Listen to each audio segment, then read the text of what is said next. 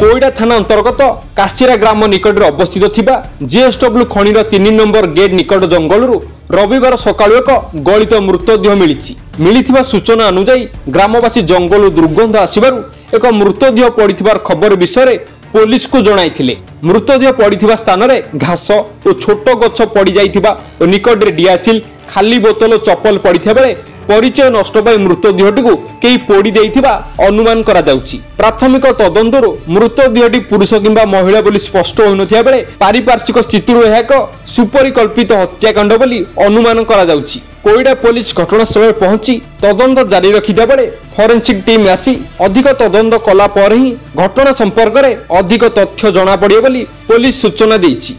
मो नाटा होछि हळदर देवरी ग्राम वाला काशीरा। एटी सबुदिन लोक काम को जीवा आसवा करती काम को जीवा आसवा करती जंगल छतु भी उंडेवा भी जाती किंतु आज सकाळु जेतेबेले लोक मैंने जीवा आसवा कले दुर्गंध अधिक है जेतेबेले जाइके देखला बेलू आमर गाँ पूजा स्थल माँ ब्राह्मणीपाट से भितर गोटे अर्धदग्ध शवटा पड़ी से दुर्गंध बाहर शव तो पूरा गलित अवस्था अच्छी से पोक भी लगी जाइए तेणु सी चिन्हा जाऊ ना चिन्हा पड़ूना आम आखपाख माने गाँव तो सेमती किसी जना पड़ूना। हाँ पुलिस आसते